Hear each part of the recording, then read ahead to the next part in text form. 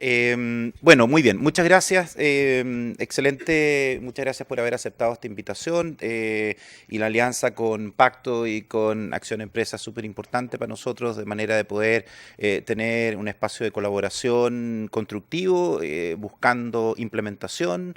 Yo les voy a contar, hacer un pequeño relato, digamos, de dónde venimos y hacia dónde vamos. También, obviamente, que estén, digamos, en nuestra casa y nuestra oficina, nuestra sede en Santiago. Eh, También algo que decía Karin, para mí también es obviamente un motivo de mucho orgullo estar en la función de Naciones Unidas. Hace 3 años como miembro, ahora como presidente del Grupo de Trabajo Empresa y Derechos Humanos y además ahora le rendimos cuenta a la expresidenta Bachelet, lo que es una cosa bien curiosa que haya tantos chilenos, que somos tan poquitos y tan lejos, digamos, tan como encumbrados, por decir algo.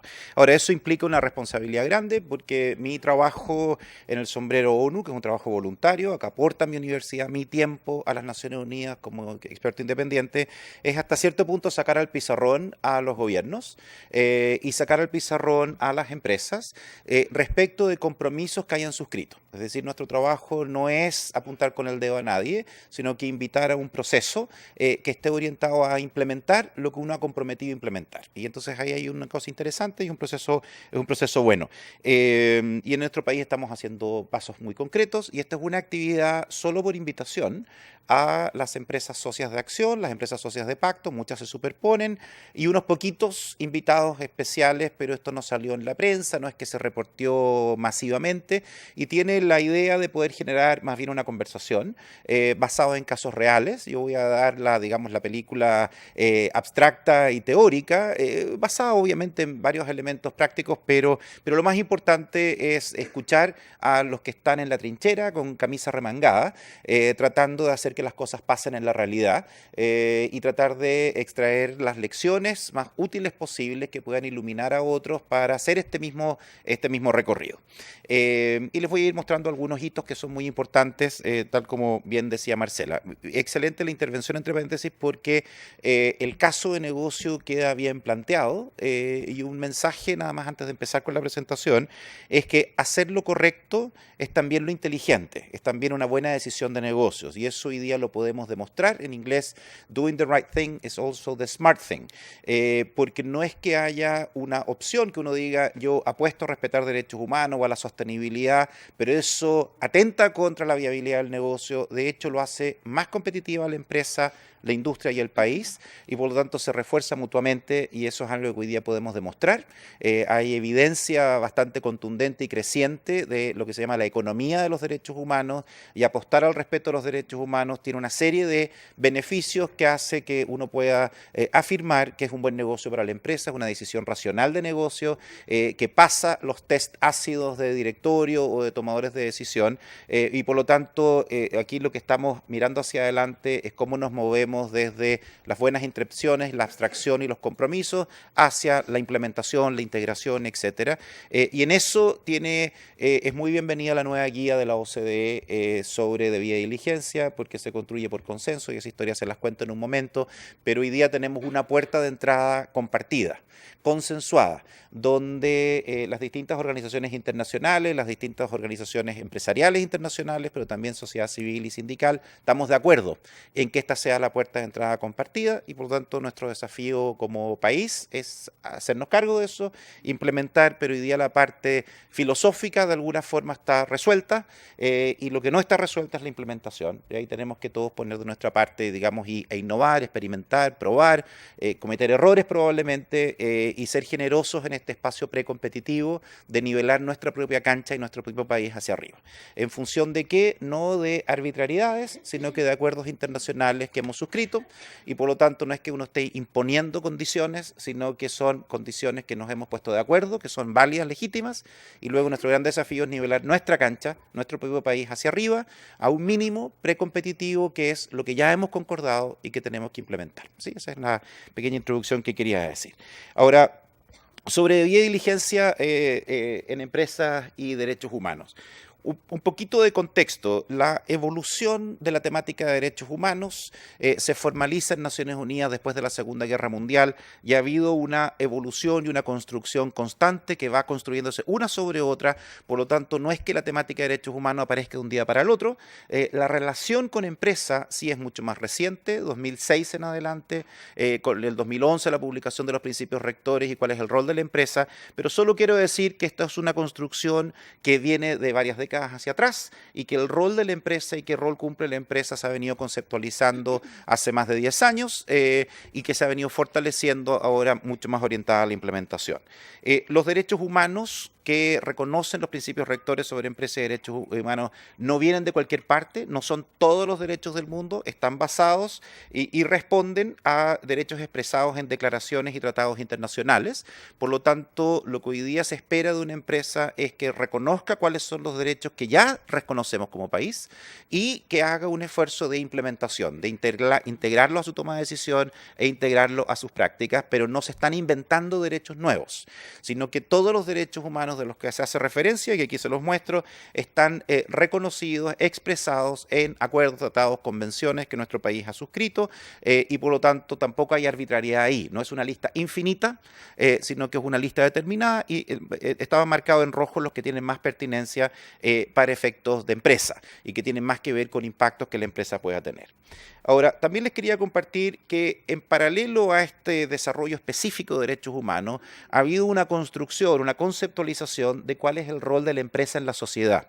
Desde ser un actor que hay que soportar, que tiene una serie de impactos negativos, pero y que tiene algunos impactos positivos, generación de empleo, pago de impuestos, pero no es parte de la solución de los problemas y no estaba conceptualizado así hasta los Objetivos de Desarrollo Sostenible, Objetivo 17, donde se hace un llamado a que la empresa sea parte de una nueva alianza para el desarrollo sostenible y donde se explicita que la empresa tiene un rol que cumplir en la solución de los problemas, ser parte de la solución de los problemas de la sociedad. Eso es una buena noticia porque es una narrativa, un lenguaje novedoso que no solo pone el foco en los aspectos negativos de la actividad empresarial, que por supuesto tiene aspectos negativos, toda actividad humana tiene impactos negativos, sino que lo pone en un lenguaje en positivo y una invitación a ser parte de la solución de los problemas. En paralelo a esta conceptualización, a esta invitación a ser parte de la solución, ha habido un esfuerzo de normalización, de establecer criterios, principios, expectativas que se clarifiquen y que achiquen el espacio de arbitrariedad, achiquen el espacio de discrecionalidad y que en el mundo hablemos de principios compartidos, de expectativas compartidas y que luego obviamente uno tiene que traducirlo al contexto local y a los tiempos locales, pero sobre la base de paraguas consensuados. Y hoy día tenemos buenas noticias, digamos, al respecto. No solo los ODS, que nos presenta esta invitación a co-construir soluciones para la sociedad que nos rodea, a partir de diagnóstico compartido, a partir de visión compartida hacia adelante, sino que tenemos instrumentos normativos consensuados. Los que hoy día vamos a destacar los principios rectores sobre empresas y derechos humanos, que nos orienta a cómo una empresa debería gestionar sus impactos sobre personas o grupos de personas y especialmente los más vulnerables, con un foco primero en la persona. Obviamente los impactos ambientales en últimas también redundan y impactan a personas. Y la nueva guía que ya fue mencionada sobre debida diligencia de la OCDE y cómo conversan. De manera de poder tener claridad de que hoy día estamos en un espacio de armonización de principios y de expectativas muy alto, donde el gran desafío hoy día, como decía, no es la filosofía o el deber ser, porque está clarificado, es la implementación práctica. Y la implementación práctica tenemos un inmenso espacio para innovar, para probar, para colaborar, como decía antes, en un espacio precompetitivo, es decir, donde somos aliados todos. Y todos tenemos el espacio y la oportunidad de ser aliados. Ahora, estas normas internacionales, y aquí hay una lista de todas las que son reconocidas por el gobierno de Chile, hasta los ODS, y las 4 de abajo utilizadas en el mercado local, todos hacen referencia a derechos humanos como elemento transversal y como elemento constitutivo de la gestión empresarial o las expectativas de comportamiento empresarial. Por lo tanto, este es un elemento transversal. Y todas las referencias a derechos humanos contenidas en todos estos instrumentos hacen referencia a los principios rectores, que es el órgano o el instrumento normativo oficial de Naciones Unidas como referencia oficial para lo que se refiere a derechos humanos y su conexión con empresas. Por lo tanto, cuando uno mira cualquiera de los otros, la OCDE o la OIT o la guía, y dice derechos humanos, ¿cuál es su fuente original? Este instrumento, esta norma, porque ha sido consensuada de esa manera y tiene un voto de ratificación en el Consejo de Derechos Humanos del año 2011 por unanimidad. De manera que tenemos un espacio compartido todos los gobiernos y luego estos principios rectores fueron inmediatamente respaldados por la OIE y otros gremios empresariales. La OIE es la CPC de las CPCs, además de las organizaciones sindicales y de la sociedad civil. Por lo tanto, hay un gran consenso, amplio consenso, de aceptar estos principios como principios, digamos, que deberíamos utilizar y traducir al contexto local en acciones concretas, digamos. Ahí tenemos brechas en las acciones concretas. Muy bien. Ahora, los principios rectores tienen 3 pilares, seguramente todos los presentes los han visto, los han leído, son cortos, no son del otro mundo, no inventan derechos nuevos, no dicen cosas nuevas, sino que proveen orientación de cómo traducir derechos que ya existen hacia la operación de la empresa, hacia algo concreto y tangible. Los principios rectores se dividen en 3 pilares: el deber del Estado de proteger, la responsabilidad de la empresa de respetar los derechos humanos a partir de un ejercicio de debida diligencia en el marco de su cadena de valor, a eso vamos a llegar en un momento, y la posibilidad o la responsabilidad de proveer remedio o reparación a víctimas o personas que han sido afectadas por impactos negativos, que pueden ser tanto judiciales, digamos acceso a la justicia, estatales no judiciales, el punto nacional de contacto ante la OCDE, u operacionales al nivel de la empresa a través de sus canales de reclamo, a través de sus canales de provisión de remedio o reparación, por ejemplo, consumidores o trabajadores, etcétera, etcétera. Bueno, no voy a entrar en más detalle porque la idea es concentrarnos en la implementación, pero digamos estos son los elementos fundamentales. Ahora, se genera una conexión muy virtuosa y los principios rectores sobre empresas y derechos humanos en su corazón se refieren a la debida diligencia. Dicen cómo gestionar los impactos sobre derechos humanos a partir de un ejercicio de debida diligencia, es decir, establecer una política que está basada en un diagnóstico autocrítico sobre impactos potenciales, reales, en el marco de mi cadena de valor, luego integrarlos a mi gestión de manera además transparente y en un proceso de mejora continua hacerlo este proceso de manera regular. Hasta ahí estamos bien. Sin embargo, lo que dice, hasta ahí llega la descripción de cómo hacer un proceso de debida diligencia. No es muy detallado, sino que provee los elementos básicos. ¿Y qué es lo que sucede bajo la presidencia alemana de G20?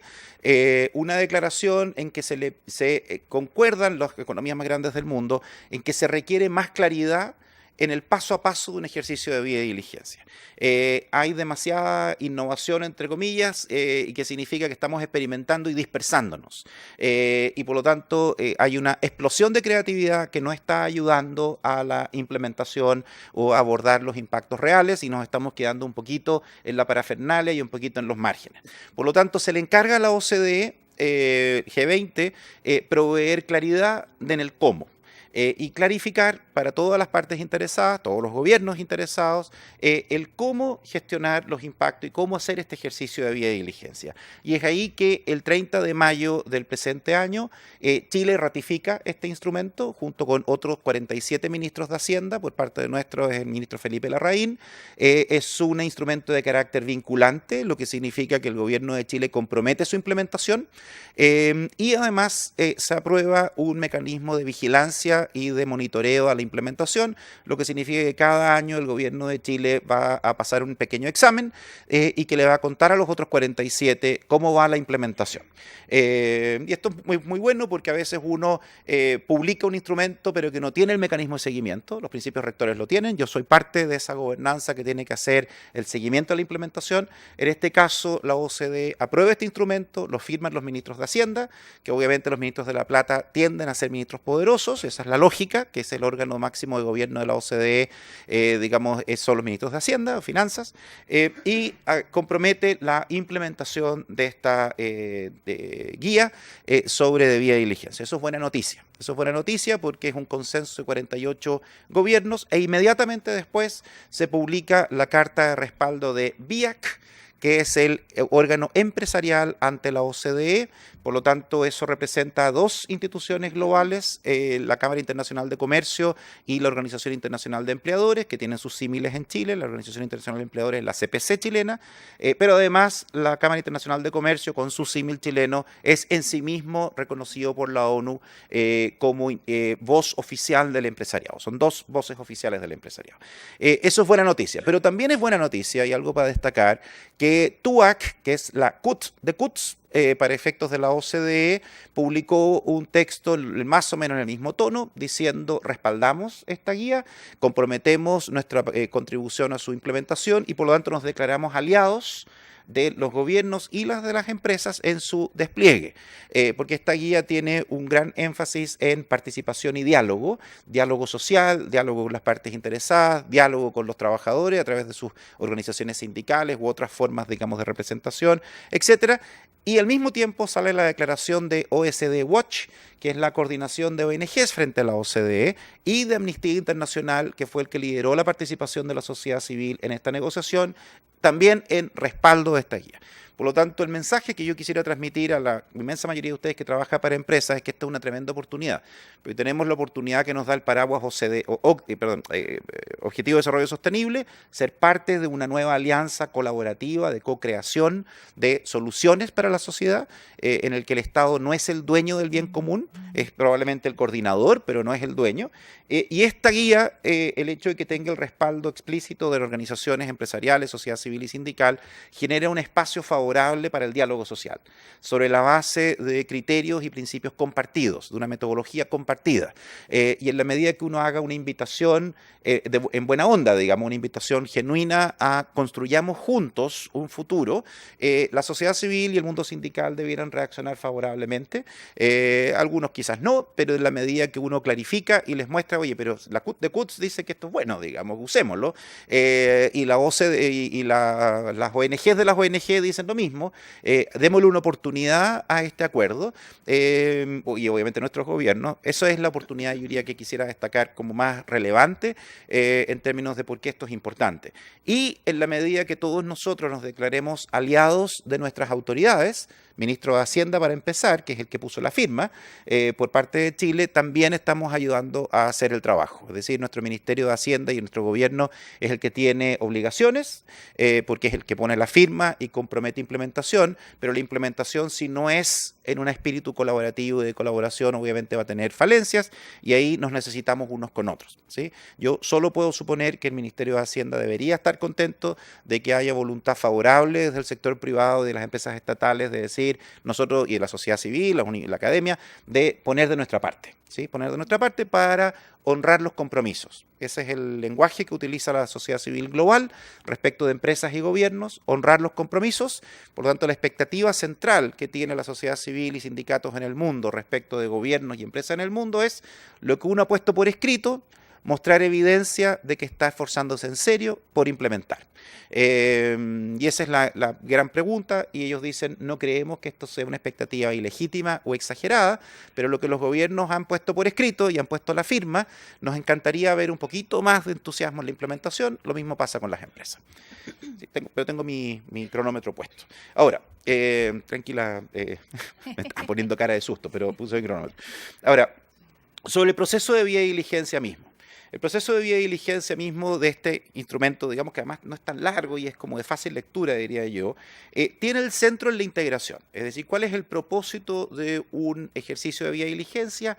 Integrar sostenibilidad o integrar conducta empresarial responsable a la gestión regular de la empresa a partir de un proceso de identificar y evaluar los impactos, de cesar, prevenir o mitigar los impactos identificados, de monitorear los resultados de la integración o de la gestión de estos impactos y de comunicar el proceso de manera transparente y en una lógica, en un proceso de mejora continua, manteniendo un punto 6 por el costado que dice: y si todo lo anterior falla, si el esfuerzo preventivo falla, tener la capacidad de proveer remedio o justicia, o proveer, digamos, solución a aquellos que han sido impactados negativamente, afectados negativamente, cuando mi enfoque preventivo negativo, mi capacidad de identificar y prevenir impactos negativos no fue lo suficientemente rigurosa y se me escaparon impactos que afectaron negativamente a personas. Y por lo tanto, tener un canal, un espacio para reclamo y un espacio para remediar sobre impactos negativos. Nosotros lo que hemos hecho ha sido, desde la universidad, un cruce con los principios rectores. Va a haber un documento a fines de octubre que va a mostrar esta conexión. Eso todavía no está público, pero qué fase del proceso de vía de diligencia que plantea la OCDE está correlacionado con las fases que están en los principios rectores en este minuto descrito, de manera de lograr plena convergencia. Ese documento que yo estoy diciendo se publica en octubre por parte de nuestro grupo de trabajo, de manera de clarificar dos cosas. Uno, que nos gusta que este instrumento exista, que esta guía exista. Y dos, que está claramente interconectada y por lo tanto es una puerta de entrada común, compartida. Que no tenemos que salir a buscar más allá porque lo tenemos en un puro lugar, una puerta de entrada común. ¿Qué es lo que se espera en definitiva de una empresa que hace un ejercicio de vía de diligencia? Es saber y mostrar. Es decir, conocer cuáles son mis impactos y mostrar compromiso en abordar esos impactos, hacerme responsable de ellos. Eso está en el corazón de este proceso. Ahora, respecto de todo lo que yo he descrito anteriormente, los instrumentos normativos, las negociaciones, ¿cuál es la posición empresarial al respecto? Y la posición empresarial al respecto se traduce en esta declaración del 2015, la declaración de Bahrein, 2 meses después de que se aprobaran los Objetivos de Desarrollo Sostenible, en el que la Organización Internacional de Empleadores, del que forma parte la CPC, por parte de Chile, compromete adhesión a los Objetivos de Desarrollo Sostenible y trabajar, cooperar a nivel global y nacional. Hace un recordatorio el último párrafo a los principios rectores sobre empresas y derechos humanos y la declaración tripartita de la OIT y el compromiso de implementación. ¿Y quiénes suscriben este texto por parte de Chile? La CPC y sus respectivas, digamos, asociaciones gremiales o sectores, digamos, que representa. Por lo tanto, Chile desde el 2015 en adelante suscribe un texto de compromiso de implementación. Y desde ese punto de vista estamos quizás un poquito lentos todavía en reconocer que estamos casados con implementación, especialmente aquellos que pertenecen al sector privado, bueno, también estatal, empresas estatales, que pertenecen a estos gremios, ¿sí? Porque son los que lo han suscrito. Desde el lado del gobierno de Chile, hay un plan de acción de responsabilidad social para el desarrollo sostenible que se inició este proceso en el gobierno de Piñera 1, se elaboró el plan y se perfeccionó en el gobierno Bachelet 2 y hoy día está un poquito en pausa porque no sé bien qué decir en qué fase de implementación está este plan en Piñera 2, considerando que se inició con Piñera 1. Entonces, bueno, esto es obviamente responsabilidad de nuestro gobierno, pero yo diría que es una responsabilidad nuestra de hacer una pregunta legítima. ¿Qué pasa con la implementación de acuerdos que ya están suscritos? Y el corazón de este plan, en lo que se refiere a empresas estatales y privadas, tiene que ver con debida diligencia. ¿Sí? Está en el corazón, está mencionado varias veces, propiciar, incentivar, promover, practicar debida diligencia por parte de empresas. Y también tenemos publicado el Plan de Acción de Empresas y Derechos Humanos, que hay una copia ahí que lo tiene Karin al lado de ella, que lo puede mostrar, publicado en agosto del año pasado por la presidenta Bachelet y cuya gobernanza desde el gobierno de Chile se constituyó hace 2 meses por parte del gobierno actual y por lo tanto hay buen pronóstico de que haya continuidad con foco en la implementación. Y hay un texto adicional que tiene Karin ahí al lado, que es un estudio del Instituto Danés de Derechos Humanos y que además está online, que monitorea la implementación y los compara de los 20 planes publicados. Chile es uno de 20 que está publicado, 18 europeos, 2 latinoamericanos, y por lo tanto uno puede hacer seguimiento de novedades, de innovaciones, de práctica, en fin. Y por lo tanto estamos siendo monitoreados también en la implementación de este plan. ¿Este es un regalo, Dante? ¿Ah? Este es un regalo. Para mostrarlo, digamos, es regalo que es mi regalo. Está bueno. Pero está en web, y es interactivo además, es bonito, digamos, el diseño, los colores también. Bueno, ahora, si ustedes se fijan lo que el gobierno de Chile comprometió, y para efectos de la ONU, el hecho de que haya habido un cambio de gobierno es totalmente indiferente. Es el Estado de Chile, representado por su gobierno. Y el Estado lo componemos todos, además, no solo los electos, digamos, todos los ciudadanos. Bueno, en resumen, si ustedes se fijan en lo que se refiere al Pilar 2 o al capítulo 2, es foco en debida diligencia, ¿sí? Y por lo tanto, este es el elemento central que el Estado de Chile le declara al mundo, que es donde debiera estar el foco de atención de empresas en lo que se refiere a derechos humanos, y una serie de compromisos para el Estado mismo.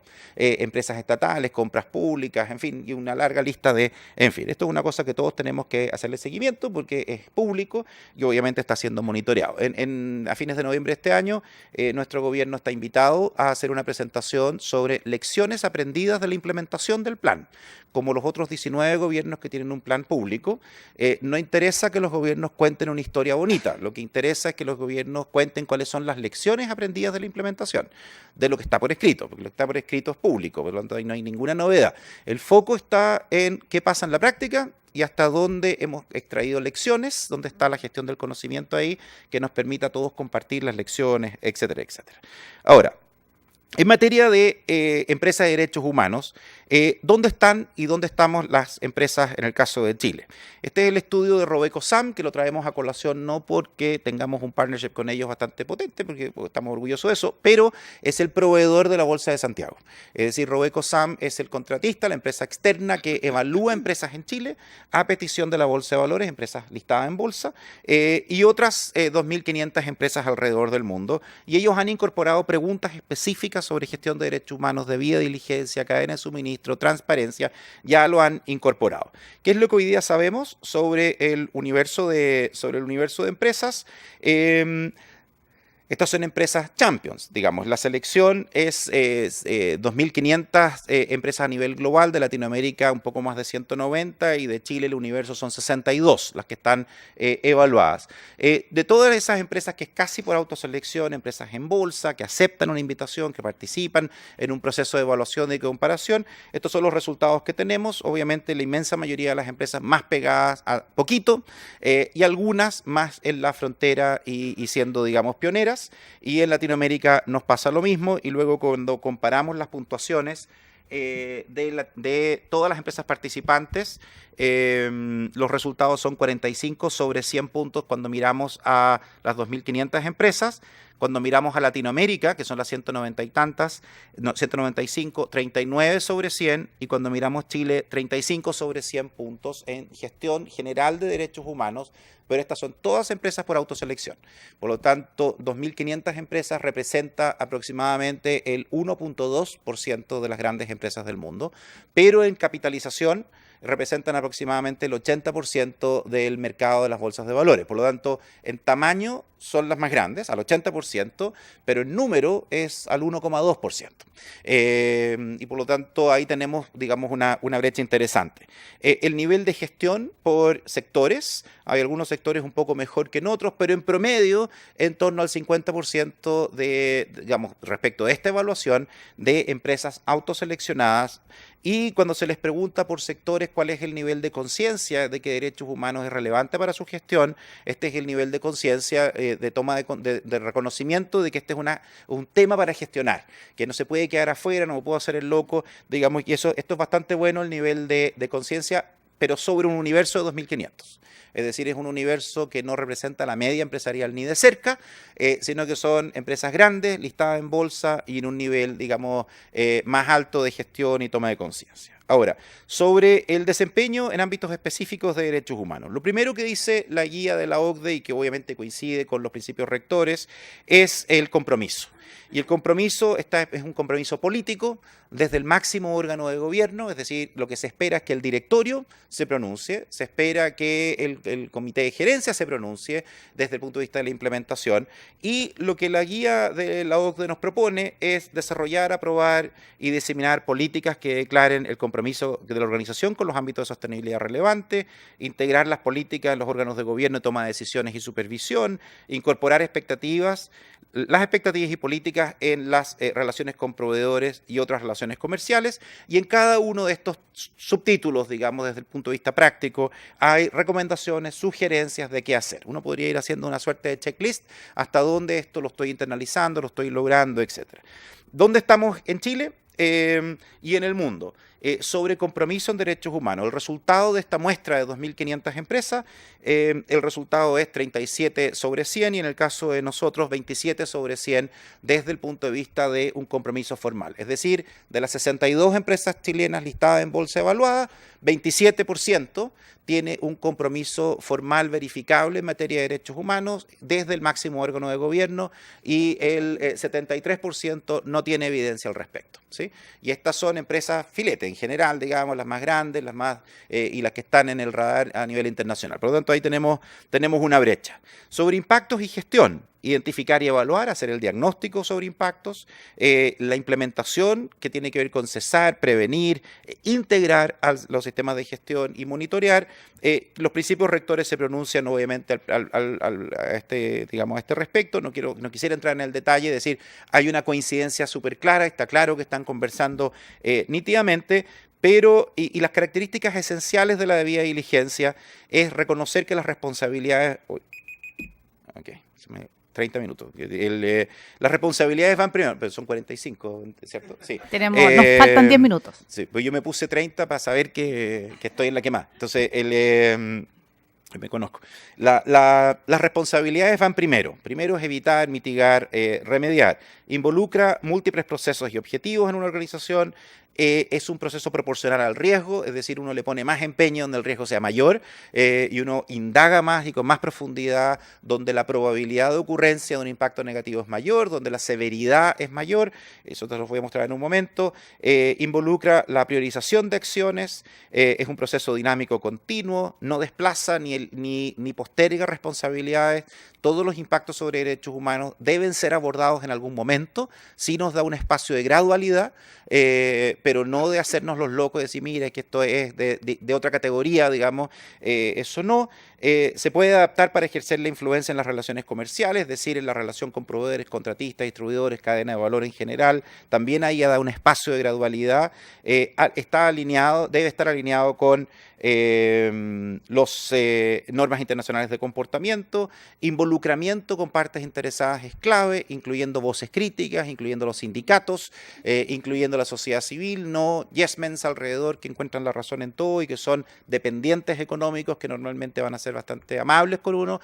Aquí lo que se trata es de identificar dónde están los dolores, dónde están los problemas, dónde están los impactos negativos. Esto requiere madurez para estar dispuesto a reconocer cosas que no están tan bien.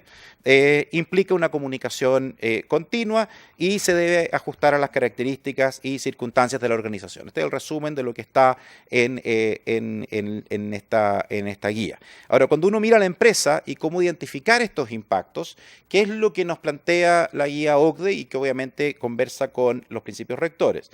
La empresa puede tener impactos positivos e impactos negativos sobre diferentes partes interesadas y en diferentes ubicaciones dentro de la cadena de valor de la empresa. Casa matriz, subsidiarias, filiales, cadena de suministro. Todas las normas internacionales de comportamiento ponen el foco en los impactos negativos. Lo que todas las normas dicen es, primero los impactos negativos. Si hay impactos positivos que maximizar, eso es en el interés de la empresa hacer.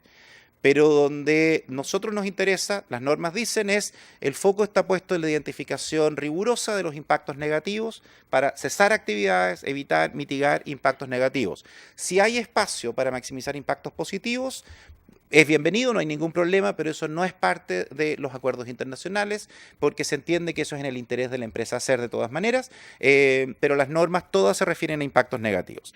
Y crecientemente se está haciendo análisis, pues estamos con poca data respecto de dónde se generan distinciones entre, por ejemplo, matriz y subsidiarias. Y quisiera destacar un estudio del Responsible Mining Index que está monitoreando qué indicadores presentan las empresas en materia de su gestión de derechos humanos y hasta dónde hay evidencia de implementación y de monitoreo. Y este es el dato que me gustaría mostrarles que tiene que ver con las subsidiarias, en el que se analizan empresas, un portafolio de empresas, y donde se mira cuáles son los indicadores y hasta dónde esas empresas muestran resultados al nivel de casas matrices y al nivel de sitios de operación. Es decir, si uno es una minera, la matriz y la mina propiamente tal. Y hay una brecha gigantesca entre evidencia de implementación y los compromisos que se adquieren en la matriz y luego la evidencia a un clic de distancia esos compromisos, si yo quiero mirar qué es lo que pasa en mi comunidad en concreto y cómo esos compromisos se están implementando donde a mí me duele, que es yo soy vecino, digamos, se desdibuja completamente y esa es la cantidad de sitios de estas empresas donde no hay ninguna información, cero información, y sobre un total de 127 sitios hay, por ejemplo, canales de denuncia para trabajadores, en 119 sitios no se encontró evidencia y por lo tanto hay una brecha bastante grande que tiene que ver con lo local y tiene que ver con la implementación local. Chile es un país que tiene muchas subsidiarias de multinacionales y por lo tanto esta es la parte que quisiera hacer ver, pero también Chile tiene 100.000 millones de dólares invertidos en el extranjero, por lo tanto tenemos muchas subsidiarias nuestras fuera de Chile también, y aquí hay una brecha muy grande a la primera. Cuando uno hace clic en los compromisos, en general están. Cuando uno hace un segundo clic en la implementación donde a mí me duele o donde a mí me interesa, no encuentro casi nada, ¿sí? Y esta es una industria donde hay información. En la mayoría de las industrias no tenemos la data necesaria como para poder mostrar. Mi intuición es que probablemente es peor, porque estas son todas grandes proyectos de inversión con mucha, digamos, seguimiento de inversionistas institucionales, etc. Ahora, para identificar y evaluar los riesgos, el paso a paso de la OCDE es bastante claro, digamos, y ha sido reconocido así por la industria: análisis general de operación y la cadena de valor, evaluación más profunda sobre áreas de mayor riesgo, involucramiento de la empresa en los impactos reales y potenciales, priorización de riesgos, y la forma de hacerlo es en lo que está bajo control directo de la empresa, en el contexto sectorial, es decir, de su industria, lo que es propio de su industria, perdón, lo que es propio de su industria. Y del contexto sectorial hay avance significativo en orientaciones específicas de enfoque sectorial. No quisiera entrar en el detalle, pero sabemos que hoy día hay orientación sectorial en algunas industrias. La OCDE, por ejemplo, para 5 sectores productivos ofrece orientación específica con enfoque sectorial, 5 sectores grandes, uno de ellos minería, que a nosotros nos aplica, el sector financiero. Y luego el tercer nivel de análisis de contexto es el contexto geográfico. Y cuál es el contexto de negocio, cuál es el ecosistema de negocio donde opera mi empresa, que no es el mismo de la matriz o dentro de un mismo país puede haber un contexto geográfico diferente, y sobre este contexto geográfico de impactos negativos también se provee orientación de en qué fijarse y qué mirar cuando uno está mirando el contexto donde opera la empresa desde el punto de vista del marco regulatorio, gobernanza, contexto socioeconómico y contexto político, de manera que nos orienta a en qué fijarse para poder tener este entendimiento de dónde la empresa está parada en un determinado lugar. Ahora, sobre esta evaluación de riesgo, ¿qué es lo que nos dice el World Economic Forum? Que estamos en el nivel más bajo en 10 años de identificación de riesgos, porque las funciones de riesgo dentro de la empresa se han ido quedando atrás. Esto es una presentación de enero del presente año y que dice los riesgos y la probabilidad de ocurrencia se han ido moviendo de riesgos económicos a riesgos sociopolíticos, de contexto tecnológico y medioambientales, es decir, se va poniendo verde, morado, rojo, y los riesgos propiamente económicos de la tradición de la gestión de riesgo de una empresa pasan a ser relativamente menos relevantes. Y lo que el World Economic Forum dice, en general las empresas se han quedado atrás en el monitoreo de riesgos, tienen lentes preparados para mirar algunos riesgos y no tienen lentes preparados para mirar otros riesgos, y por lo tanto es posible que haya un tren que se me aproxime y me va a atropellar, pero no lo estoy viendo. Y no lo estoy viendo porque no estoy educado para verlo, no estoy proactivamente buscando esos riesgos, y por lo tanto la probabilidad de que ese riesgo ocurra y me estalle es muy alta y nos pille desprevenido. En el caso de Chile, esos riesgos están siendo monitoreados, no solo por bancos e instituciones financieras, está el gobierno de Holanda, interactivo, riesgos en 12 sectores que donde tenemos conexión comercial con Holanda. Ellos son como nuestros Big Brothers que están haciendo un seguimiento a riesgos para holandeses, pero que pueden ocurrir en Chile. Y por lo tanto dividido por 12 sectores, etcétera. Los riesgos están siendo incorporados a los criterios de evaluación de riesgo y portafolio de inversión de inversionistas institucionales. Esta es la curva del porcentaje de capital hoy en torno a 25% bajo criterios de inversión responsable, es decir, esta gestión de riesgo está siendo incorporada a la definición de portafolio. Estas son las bolsas de valores en el mundo que adhieren a la iniciativa de bolsas de valores sostenibles, la nuestra también, donde se comprometen a impulsar sostenibilidad en el nivel local. Por eso tenemos un índice de sostenibilidad Dow Jones Chile y MILA. Y en Latinoamérica, esto es una publicación de nuestra propia bolsa, dice el 57% de los inversionistas institucionales declara haber tenido pérdidas económicas en su portafolio de inversión en los últimos 12 meses debido a una mala gestión y anticipación de riesgos. Es decir, y si uno compara, somos la región con peor pronóstico, más mala en prevención. Y por lo tanto, y esta es información que es pública, por lo tanto, cuando cualquier inversionista institucional mira a Latinoamérica, nos pone obviamente en el saco a nosotros también, y dice, uy, esta es una región que tengo que mirar con más detención, porque la probabilidad de perder plata por conflictos que no hay conflictos que no he logrado identificar está a la vuelta de la esquina, y la evidencia me indica que esto tiene impacto económico. Por lo tanto, obviamente esto se incorpora al costo de capital, a los factores de riesgo, pero estamos en un portafolio, que es Latinoamérica, que es el menos preparado o el menos preventivo del mundo a los ojos de inversionistas institucionales. Lo que es obviamente muy mala noticia, digamos, es muy mala noticia. Y donde ya tenemos una oportunidad de poder... muy bien.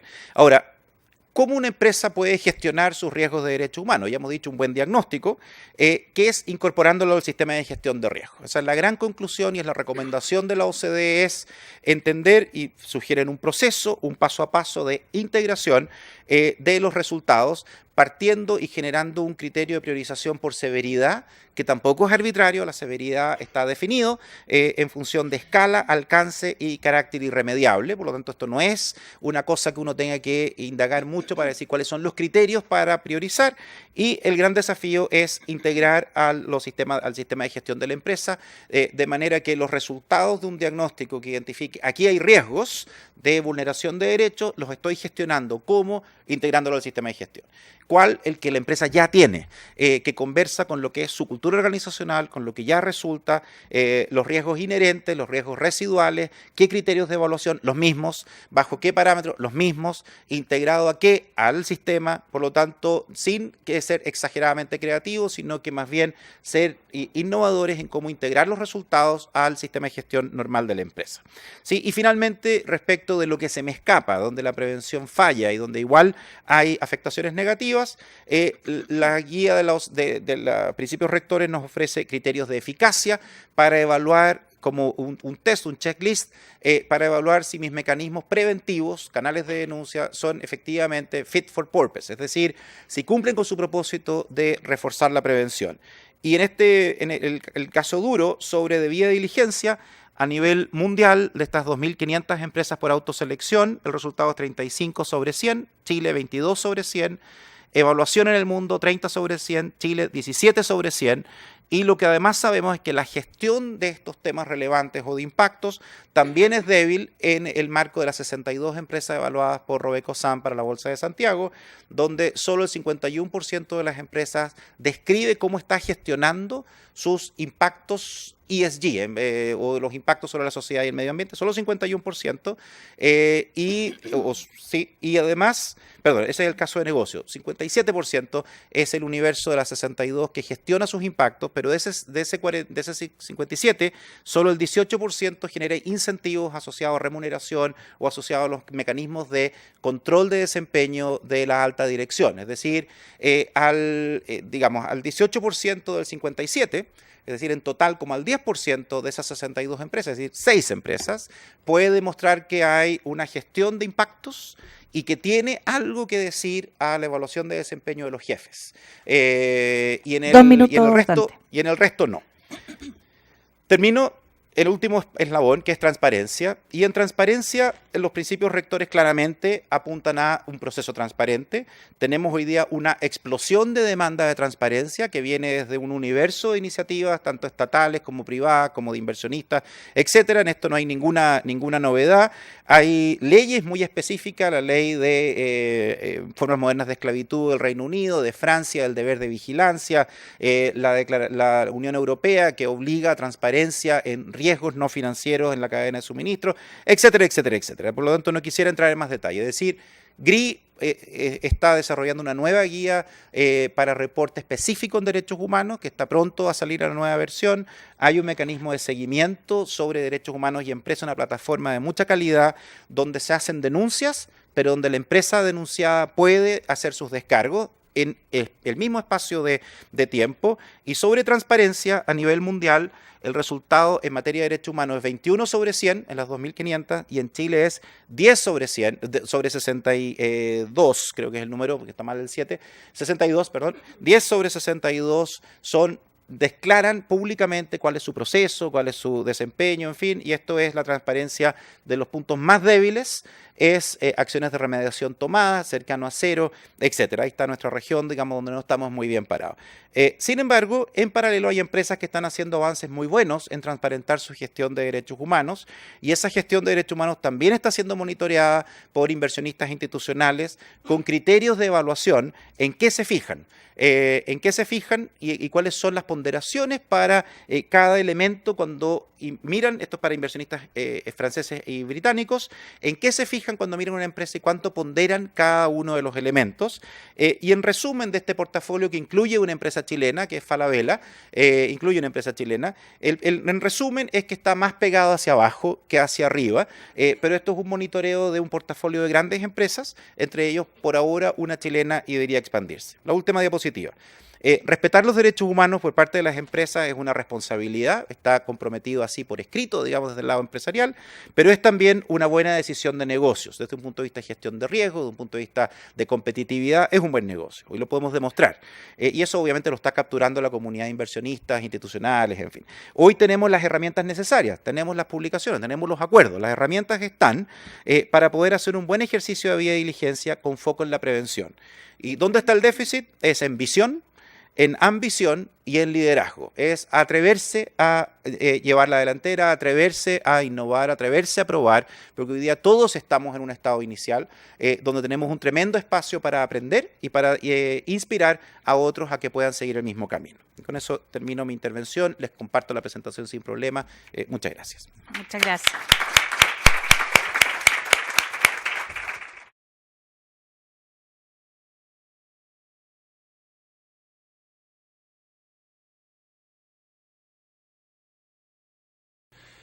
Quería tomar una nota que dejó Dante en su intervención en relación de que hacer lo correcto es lo correcto, o sea, hacer lo correcto es lo inteligente.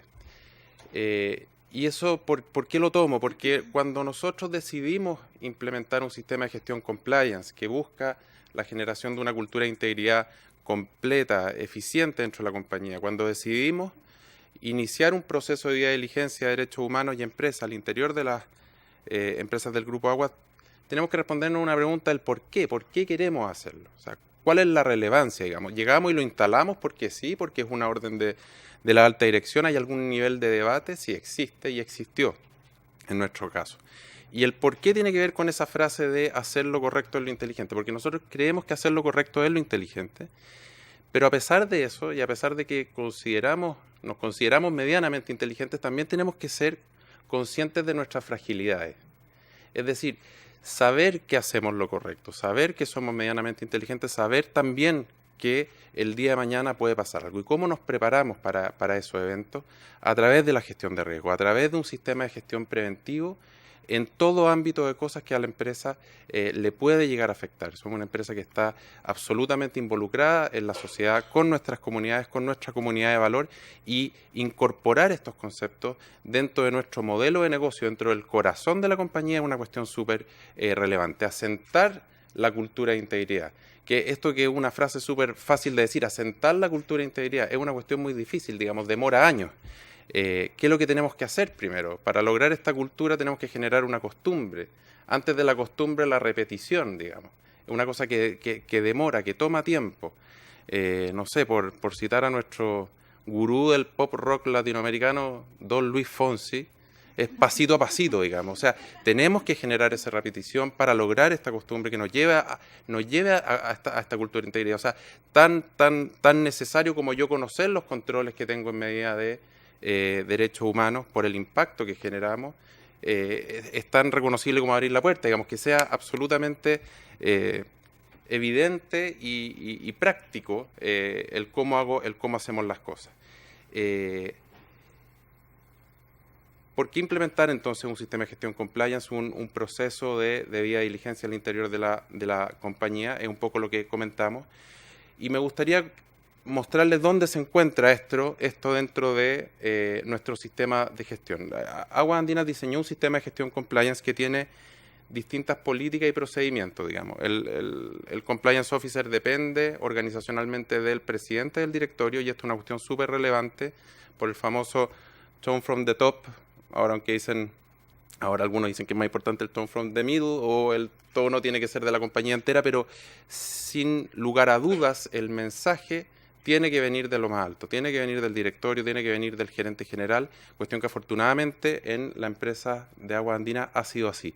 Hay una dependencia directa del directorio, entonces se ha podido avanzar en la implementación de un sistema de gestión que es un tejido robusto de políticas y procedimientos, con prácticas, con controles, basado en una gestión de riesgos que está absolutamente incorporada a todos los procesos de la compañía. Entonces, cuando hablamos de un sistema de gestión robusto y un tejido, digamos, nos referimos a una política de compliance y a distintas otras políticas que se analizan y se aprueban por el directorio. Dentro de ellas, como pueden ver, está la de derechos humanos. Pero todas ellas están en la lógica y están interrelacionadas, es decir, que si yo toco la de más arriba se van modificando las otras. ¿Por qué? Porque tiene que ser una cultura viva. Estos no pueden ser papeles que estén dentro de un escritorio, tienen que ser llevados a la práctica en la empresa. Entonces, cuando uno tiene el compromiso de la alta dirección, cuando el gerente general te dice, vamos, échale para adelante, comuniquemos, capacitemos, juntémonos con las mejores personas que saben de este tema, es súper relevante para poder incorporarlo realmente, con un equipo de compliance, con un equipo de sustentabilidad dentro de las empresas que trabajen para esto, digamos. No que sea la cuarta parte de su tiempo, sino que se dediquen a gestionar sistemas de integridad al interior de las compañías que involucren, por supuesto, temas tan relevantes como derechos humanos. Hablamos de datos personales, consumidores, libre competencia, donaciones y auspicios, modelo de prevención de delitos, anticorrupción. Qué relevante es la anticorrupción en estos días. Un código ético que sea, digamos, conversacional con los procesos de la empresa, etcétera. Y, por supuesto, un sistema de procedimientos que le den soporte a esto. Bueno, cuando todas estas políticas empiezan a sumar páginas y páginas y páginas, hay que transmitirlas, y hay que transmitirlas de una forma correcta, porque muchas de ellas, los que estamos en la empresa, sabemos que para tener alguna validez, digamos, tienen que incorporarse en los reglamentos internos, pero los reglamentos internos pasan a ser unos ladrillos de 300 páginas que en las capacitaciones yo le he preguntado quién se lo ha leído completo, y la verdad es que nunca, no sé, podríamos hacer el ejercicio aquí, digamos, no sé si alguien ha leído de forma completa los reglamentos internos de sus respectivas empresas, porque ahí se incorpora la información y ahí se hace vinculante, pero si no somos capaces de transmitirla de forma fácil, de forma entretenida, no tiene ningún sentido. Entonces nosotros creamos estas guías prácticas de integridad y compliance, donde se resume todo el sistema de gestión compliance incorporado ya a derechos humanos. Y estamos trabajando también en una guía práctica de integridad y compliance para proveedores, es decir, que toda nuestra cadena de valor pueda tener noción y pueda obligarse a los principios que la empresa se ha comprometido de forma directa, de forma enfática, de forma pública. Todo esto está en nuestra página web, todo esto se puede acceder, esta presentación también, por supuesto, la podemos compartir, etcétera, etcétera. Entonces, comunicar el trabajo de forma sencilla, de forma empática, es un deber de las empresas que se lo quieran tomar en serio. Bueno, yendo al proceso de debida diligencia de derechos humanos en las empresas del Grupo Aguas, porque el tiempo es bastante cortito, ya la parte más introductoria la hizo súper bien Dante, pero esto se basa en el contexto de los principios rectores. El proceso de debida diligencia constituye un proceso continuo de gestión que una empresa, miren lo que dice, prudente y razonable debe llevar a cabo.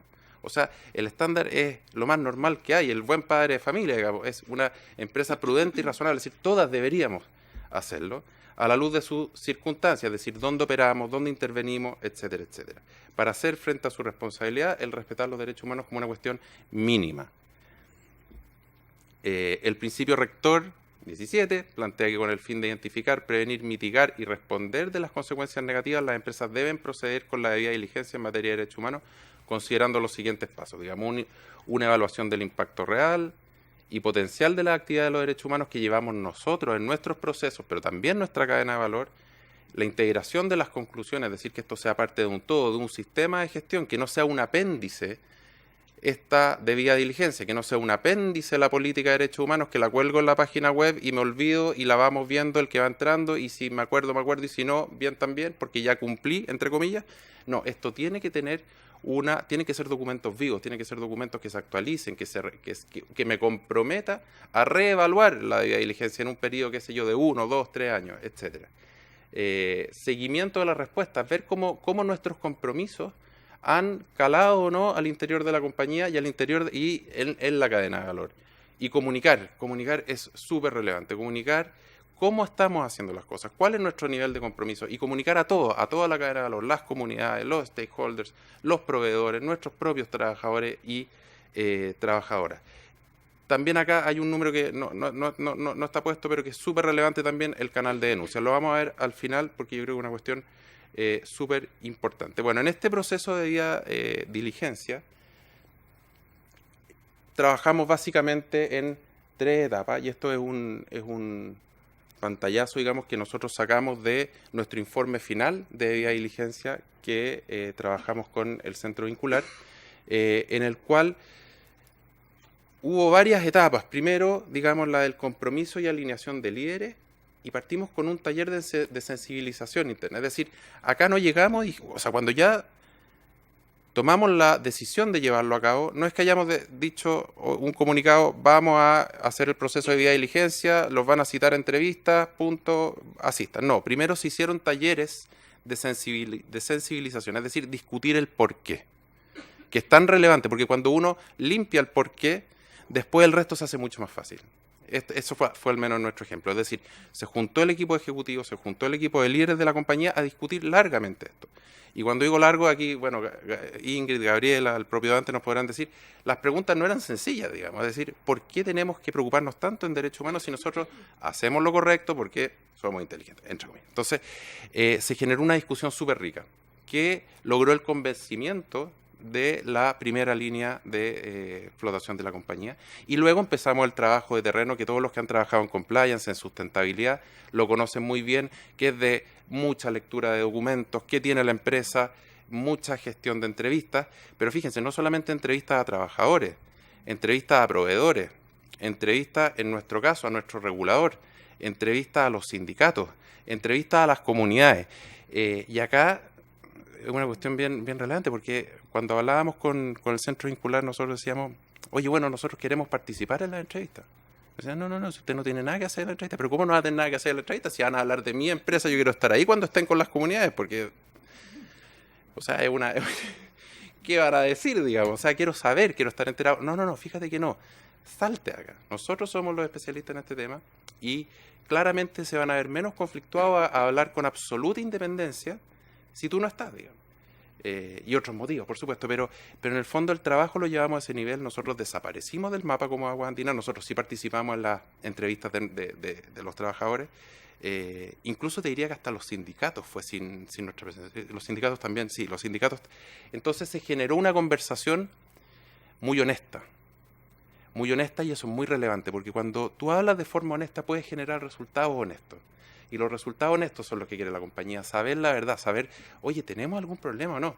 Y si lo tenemos, ¿cómo lo vamos a remediar? Que es lo más relevante. Bueno, se generaron montones de entrevistas, fue un trabajo bastante largo, se generaron ahí con mucha pasión, tanto por vincular como por la empresa y por todas las personas que nos ayudaron. Y luego el resultado, que son unos enormes documentos, decimos, ¿cómo aterrizamos esta cuestión? O sea, ¿cómo lo llevamos a la práctica? Porque acá tenemos eventuales brechas que tenemos que trabajar con determinados controles, y acá hay una cuestión que también Dante señaló y yo quiero reforzar, que es la gestión de riesgos. La gestión de riesgos es una cuestión fundamental dentro de las compañías. Entonces, afortunadamente en Aguas Andinas tenemos una gerencia de riesgos, y compliance también trabaja con riesgos. Entonces, lo que tenemos es una matriz corporativa de riesgos que trabaja proceso a proceso y que tiene distintos tipos de indicadores. Bueno, entonces incorporamos toda la debida diligencia en esta matriz de riesgo, con procesos, con responsables, con factores, con un riesgo inherente, que si yo le pongo X control tengo un riesgo residual más bajo, es decir, y si tengo un riesgo residual bajo, no necesito un plan de acción, bueno, otros sí, etcétera, etcétera. Pero entonces, al incorporar la debida diligencia a la malla, a la red de matriz de riesgos de la compañía, lo que se hace es que esos riesgos van a ser percibidos por el directorio, van a ser percibidos por su responsable y me van a necesariamente obligar a no dejarlos estar, digamos, a trabajarlos, a mejorarlos y eventualmente con el tiempo a que desaparezcan de la matriz porque ya tienen tan buen nivel de tratamiento que dejan de ser un riesgo así. 5 minutos. Ya, vale, sí estoy terminando. Entonces, en este proceso que fue súper relevante, nosotros terminamos el proyecto, digamos, de diligencia, se incorporó en la matriz y aprobamos una política de derechos humanos que está disponible en la página web de la compañía, que incorpora, digamos, nuestra visión y nuestro compromiso a los principios fundamentales que todos, digamos, estos compromisos internacionales, y no solo compromisos internacionales, sino que también grandes acuerdos en esta materia, la empresa hace suyos y los incorpora. Y lo hace suyos, y esto también quería decirlo, de forma abierta, de forma compartida. O sea, acá lo que nosotros quisimos evitar es el síndrome de Versalles, es decir, que esto quede en una cúpula que toma decisiones y que no mira al resto, y por eso abrirlo a las comunidades, a la cadena de valor completa. Digamos, el síndrome de Versalles al final termina siendo que Luis XVI y María Antonieta se van a Versalles, pero el resto de Francia se está muriendo de hambre, digamos, y ellos ni se enteran porque viven en la opulencia y la riqueza que les da la protección de ese enorme palacio. Bueno, el síndrome de Versalles pasa en la empresa, ocurre en la empresa cuando nosotros no abrimos estos conceptos, este trabajo, digamos, a toda la organización, a toda la cadena de valor. Y eso también es súper relevante y eso también lo tiene muy bien incorporado tanto el directorio como la alta dirección de la compañía. Entonces fue un trabajo muy bonito, fue un trabajo potente que ya está en su etapa de culminación y que, por supuesto, invito a todas las empresas a poder realizar. Bueno, finalmente, súper importante el tema de la formación y la comunicación. Cuando tengo esto, tenemos que bajarlo, digamos, tenemos que comunicarlo. Nosotros, bueno, tenemos un sistema de capacitación y formación continua.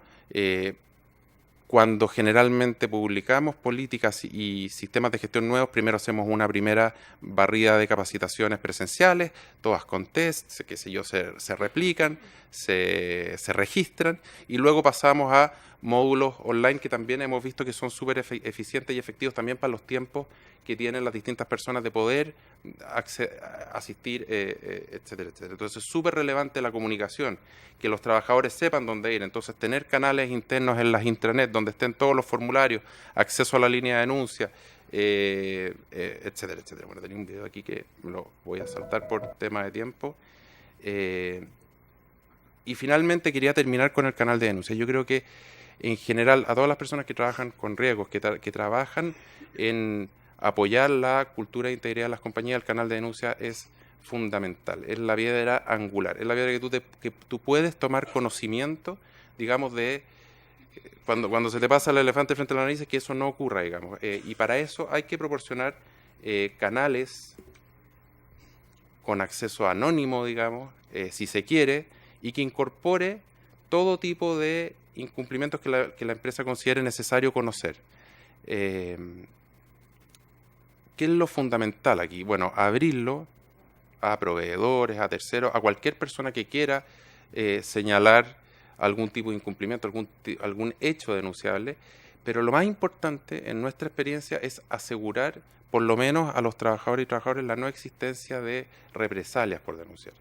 Es súper importante que la gente confíe en el canal, y para confiar en el canal uno tiene que asegurar la confidencialidad y además tienes que demostrar con hechos concretos que esta cuestión va avanzando. Y nosotros, ¿qué vamos notando? Digamos que el nivel de denuncias va subiendo, y eso no es una mala noticia, a pesar de que van subiendo. Es porque entendemos que la organización está tomándolo más en serio y está confiando en él. Nosotros, dentro de las capacitaciones, siempre ejemplificamos con este cuento de Andersen, el traje invisible del emperador, cuando que va a este emperador, digamos, y que va donde el sastre, y el sastre es un pillo y le dice, y al emperador le importaba mucho vestirse muy bien, digamos, y el estafador le dice, oiga, yo tengo un traje que es maravilloso, que es de una tela súper delgada, pero que solamente las personas inteligentes pueden ver.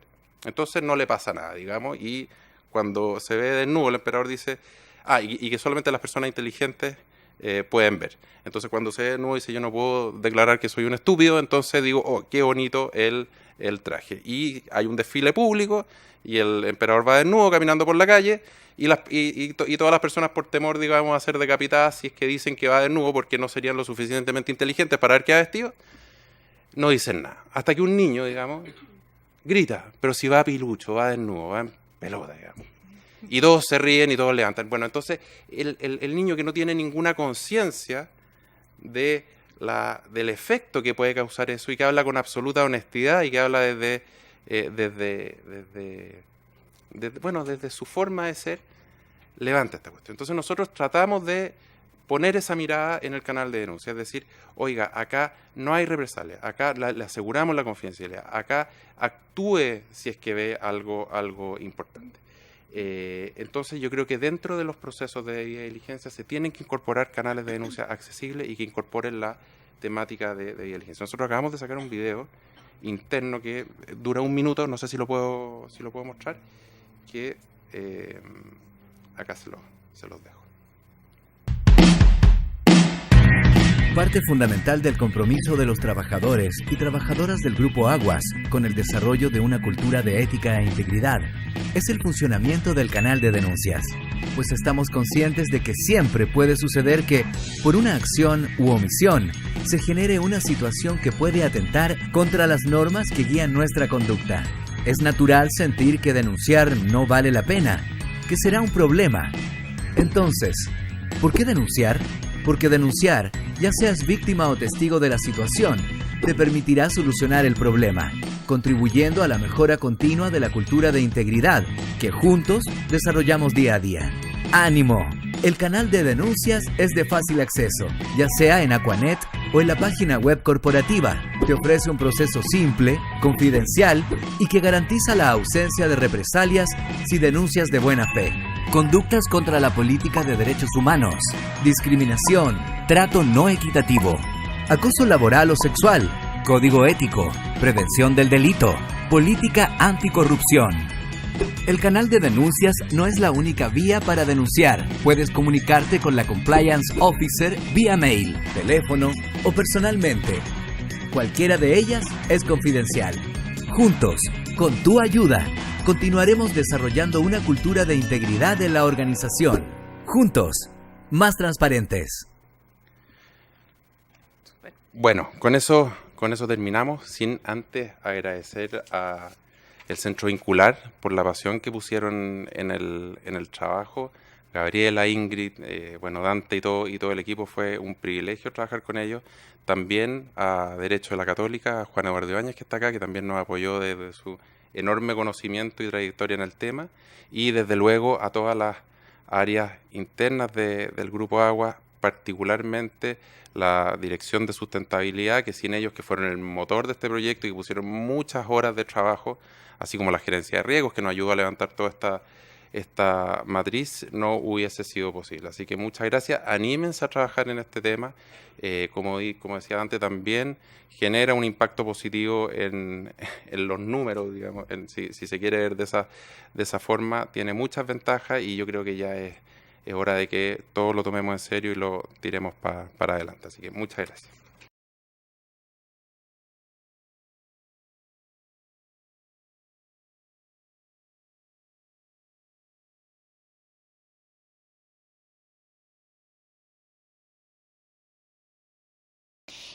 Nosotros partimos este proceso como a principios del año 2016, ¿ya?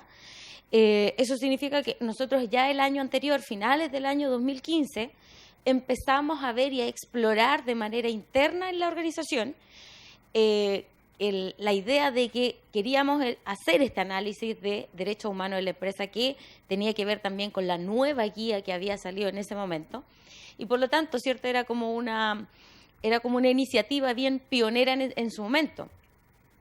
Nosotros no teníamos un referente acá a quien decir, oye, esta empresa ya lo hizo, a lo mejor podemos ir, preguntarle más o menos por dónde va la cosa, cómo lo enfrentaron, cómo lo abordaron.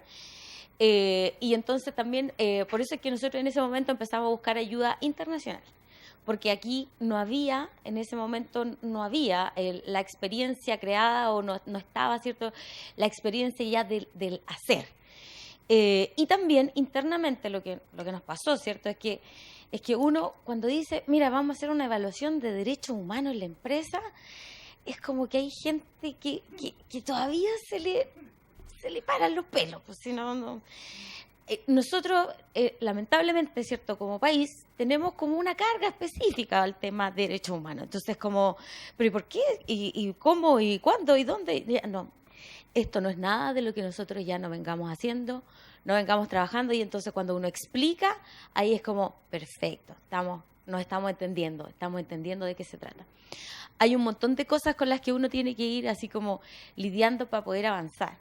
Y esas son las que a nosotros nos tocó enfrentar en ese momento, ¿ya? Ahora, también, ¿cierto?, para que ustedes entiendan un poco de contexto, Viña Concha y Toro, ¿cierto?, realizó este proceso en el año 2016. Nosotros ya veníamos trabajando los temas de sustentabilidad, los temas de ética, pero también nosotros tenemos un contexto que es complejo. Nosotros somos una compañía de alcance global. Tenemos operaciones aquí en Chile, en Argentina, en Estados Unidos, ¿ya?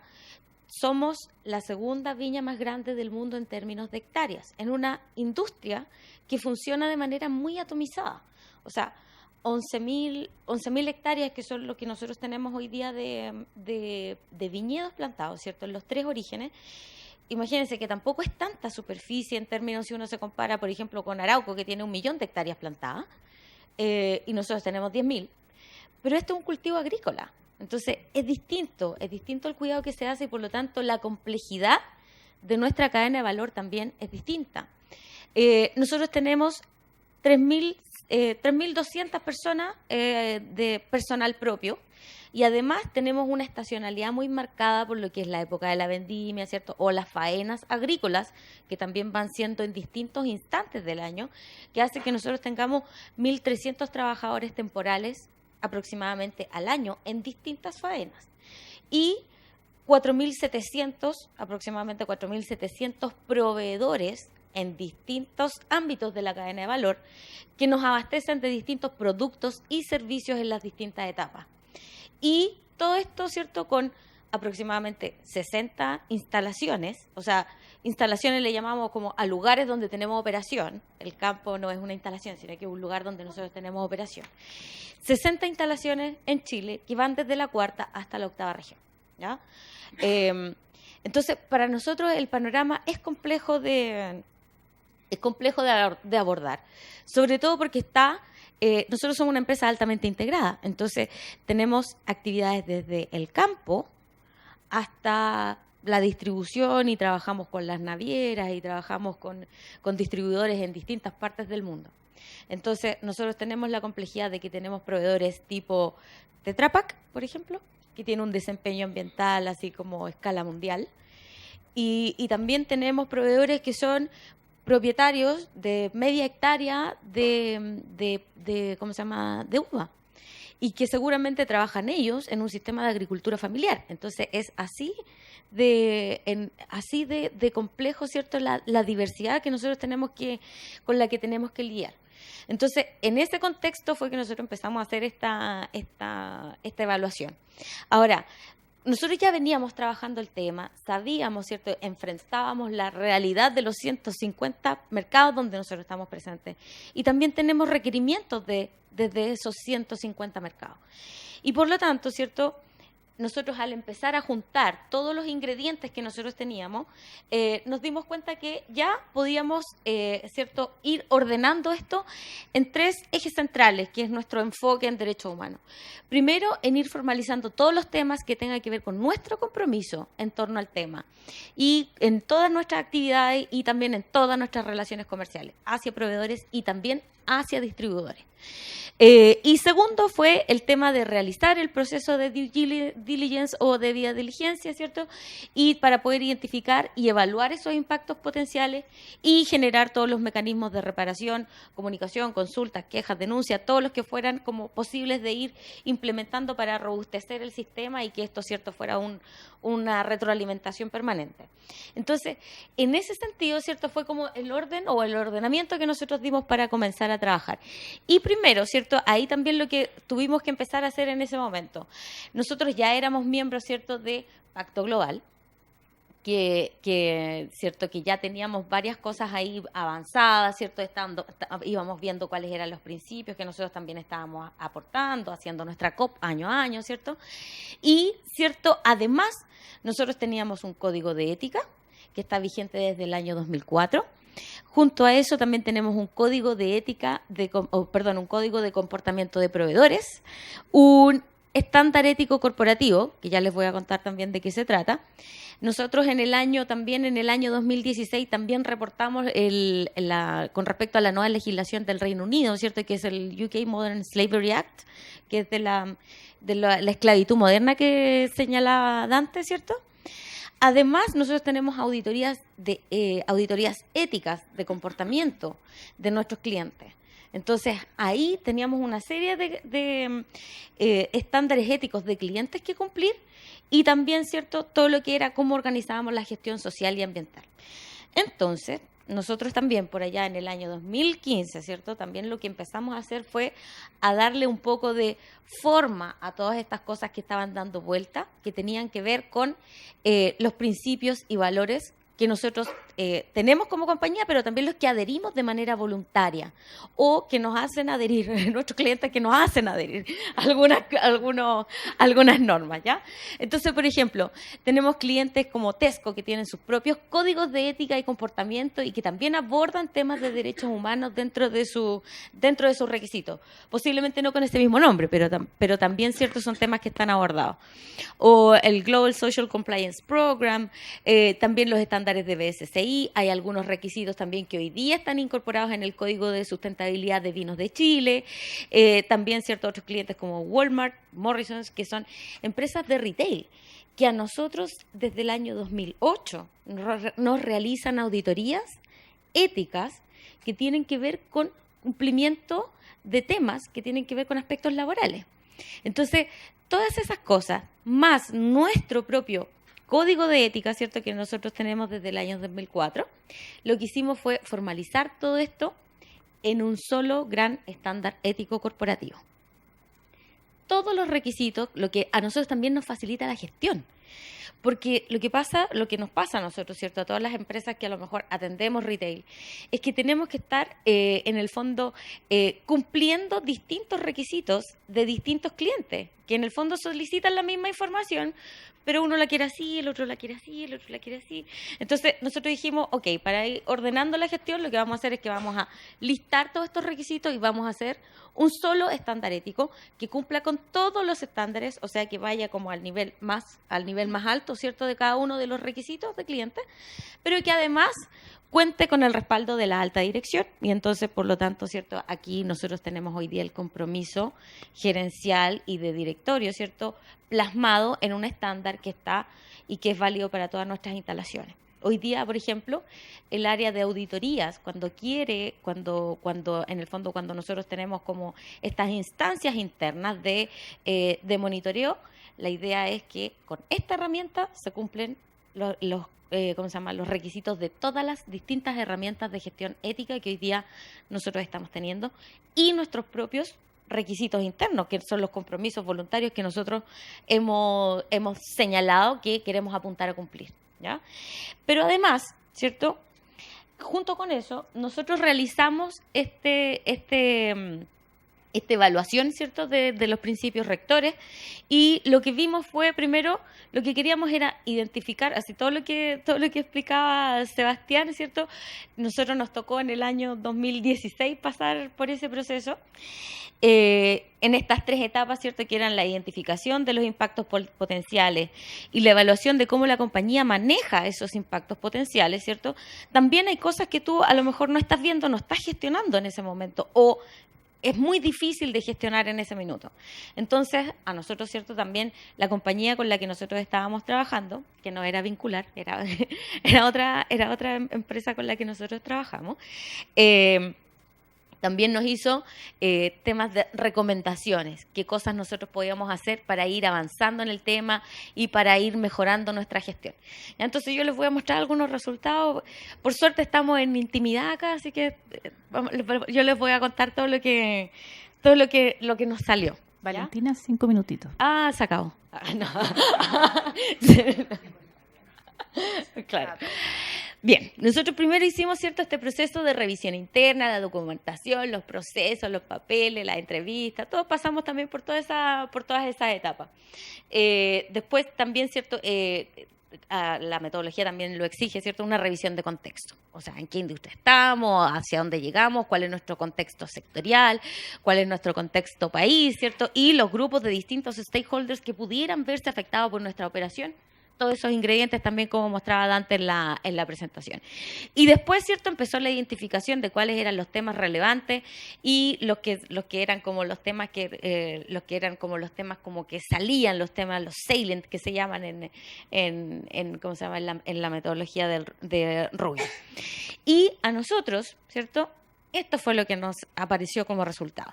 De toda la evaluación que nosotros nos salió, ¿cierto?, nosotros aplicamos las dos metodologías. Aplicamos la primera, que era para la compañía y su cadena de abastecimiento, pero además, ¿cierto?, la guía dice que si usted tiene temas, ¿cierto?, con la cadena de abastecimiento debido a la utilización de trabajadores migrantes y temporeros, entonces aplique además esta otra guía. Y nosotros también aplicamos esa guía en ese momento, ¿ya?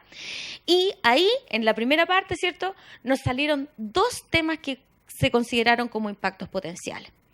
Pero en la cadena de abastecimiento nos salieron 12. Entonces, y estos son por tema, entonces era como, chuta, pero ¿cómo salieron tantos? O sea, y además sonaba tan feo, así como 12 temas de derechos humanos, entonces era como de preocupación, ¿ya? Entonces, lo que nos apareció fueron estos 14 impactos potenciales y que más encima se los voy a mostrar. Derecho a disfrutar de condiciones equitativas y satisfactorias en el trabajo y derecho a la salud. Eso fue lo que nos apareció como interno. ¿Ya? Entonces ahí recursos humanos estaba, pero ¿cómo? Condiciones equitativas y no sé qué. Ya. Cuando uno hace la bajada, lo que estaba pasando ahí era algo que nosotros efectivamente nos estaba pasando. Y que resulta que en la época de vendimia, nosotros tenemos mucho, estoy contando todo acá, ya. En la época de vendimia, cuando nosotros tenemos trabajadores temporales, ¿qué es lo que pasa? El trabajador temporal en ese momento, ¿cierto?, lo que quiere es, sabe que la temporada es corta, entonces quiere trabajar. Y resulta que había mucha gente que excedía las horas extra en las bodegas porque sabían que en el fondo, oye, ¿sabes qué? Yo hago en este minuto, trabajo y después me llevo mi buen bono de término de vendimia y con eso me aguanto hasta la cereza, que esa es como la... Exacto. Y ahí fue algo que, conversando, ¿cierto?, con recursos humanos, dijimos, ¿sabes qué? Esto no puede ser. O sea, la gente tiene que trabajar las horas que tiene que trabajar, pero no puede haber un exceso de horas a pesar de que sea en un tiempo corto. Bueno, alegaron todo, pero eso hoy día, por ejemplo, es un tema que ya se logró solucionar. ¿Ya? Ahora, a la gente la verdad es que tampoco no le gustó mucho la solución, po. El trabajador que antes estaba acostumbrado a que en una época se podía hacer como como una buena cantidad de plata para esperar el año, entonces hoy día dice, chuta, me están como poco menos que cortando la cantidad de horas que puedo trabajar. Entonces, como para ellos como que no es muy, no fue como, yo diría, totalmente bienvenido.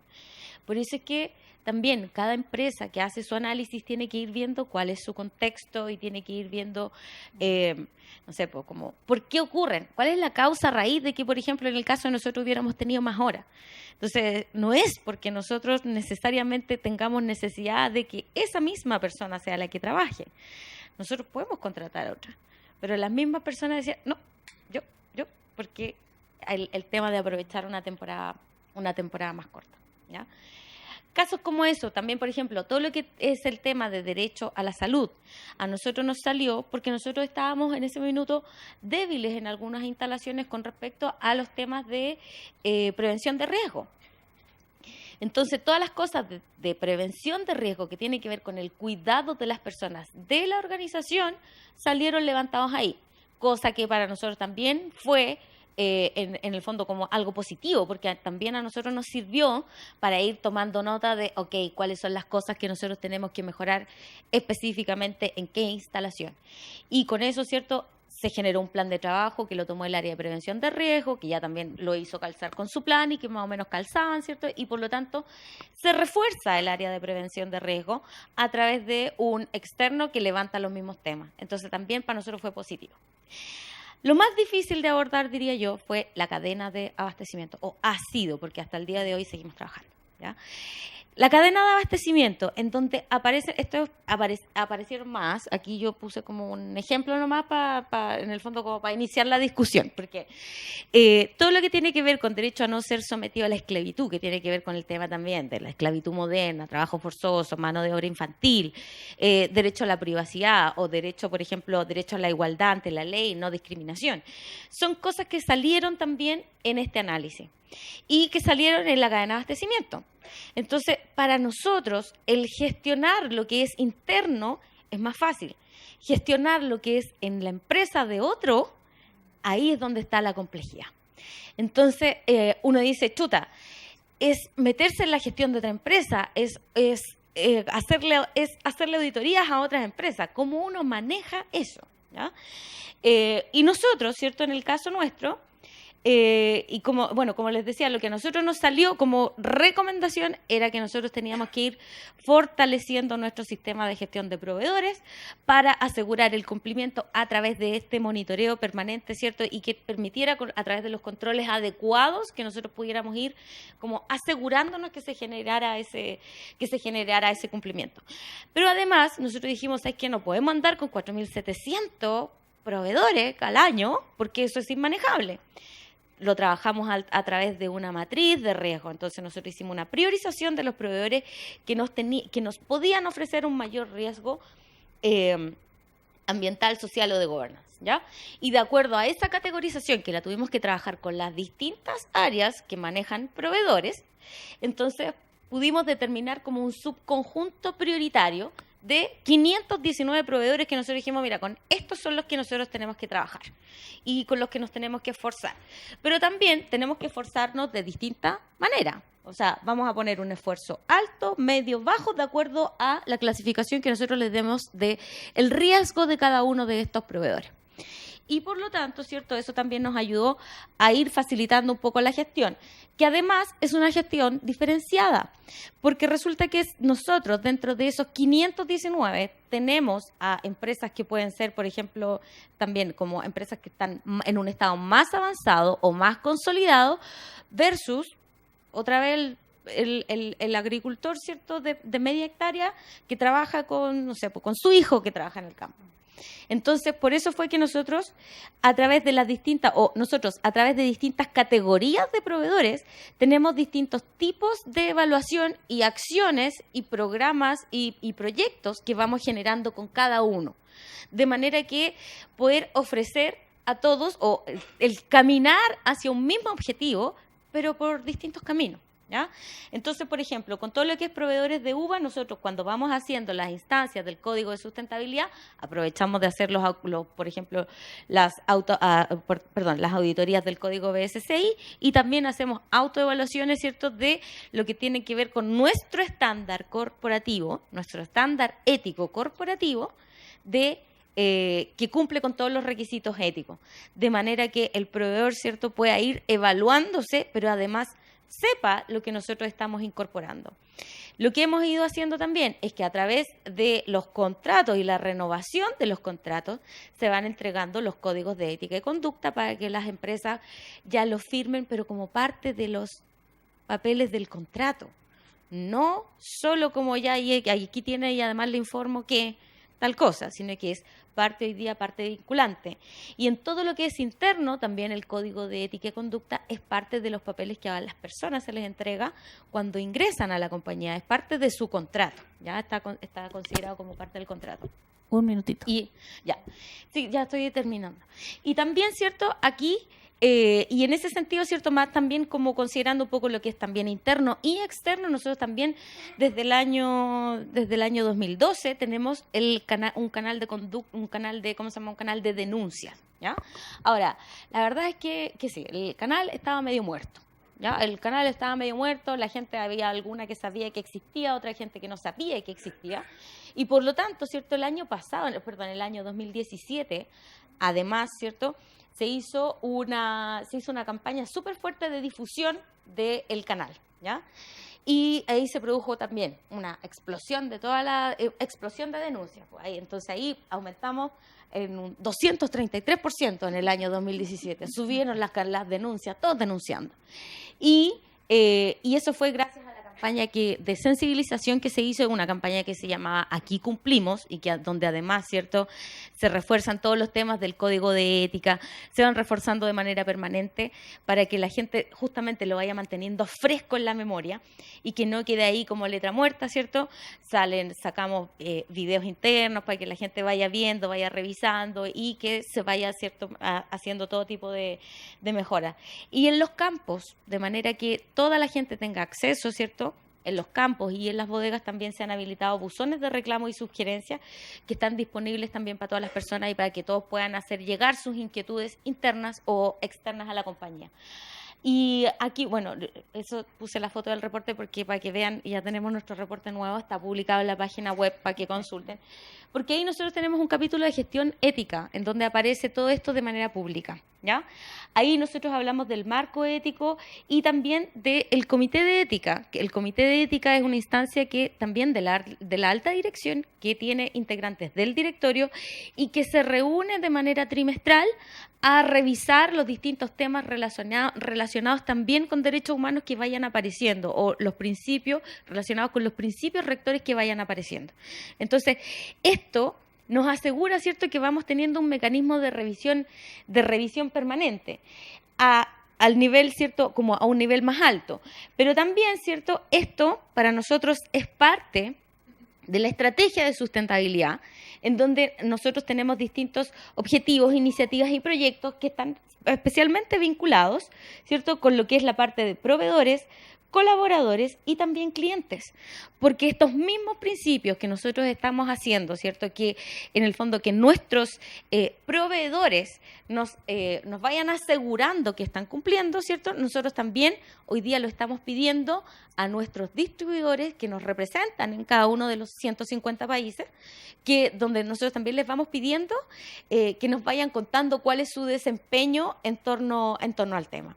Entonces, con eso, ¿cierto?, lo que nosotros buscamos es asegurar todo lo que es la cadena de valor, en el fondo, para que todo lo que tenga que ver con la cadena de valor permanezca con el riesgo más bajo posible. O sea, nosotros estamos súper claros que esto no elimina el riesgo de que algún evento ocurra, pero sí nos asegura que nosotros vamos a tener un monitoreo o que nosotros por lo menos podemos estar alertas en aquellas zonas donde se pueda presentar o en aquellos ámbitos donde se pueda presentar un mayor riesgo de manera de poder contenerlo, ¿cierto?, de manera eficaz. Así que eso es un poco lo que nosotros hemos estado haciendo. Esto yo diría que es lo que hemos estado avanzando, porque esto es como una historia que no termina aquí, ¿ya? Nosotros hicimos nuestro ejercicio en el año 2016. La idea es que hoy día estamos trabajando en las mejoras que fueron levantadas para nosotros en ese momento y que son acordes a nuestro contexto. La idea de trabajarlo primero, antes de volver a hacer una nueva evaluación o volver a hacer una segunda evaluación, tiene que ver con que esto muchas veces tiene características de foto. Entonces, uno se saca una foto en cierto momento. Si uno no hace nada para mejorar, o si realmente quiere ver los cambios que se han generado, uno tiene que esperar un tiempo, en la medida que va implementando sus planes de acción, porque si no, la verdad es que los cambios son muy ¿cómo se llama?, marginales. Estos temas tienen que ver con cultura y tiene que ver con cómo esto permea dentro de la organización. Por lo tanto, uno tiene que ir avanzando en la medida que la organización también va respondiendo. Y esa es la forma en que los hemos ido abordando nosotros. Nuestro alcance es en Chile, Y también, ¿cierto? La idea es que nosotros esperamos seguir avanzando en este tema y que también más organizaciones vayan incorporándose a este tipo de evaluación. Muchas gracias. Muchas gracias, Valentina.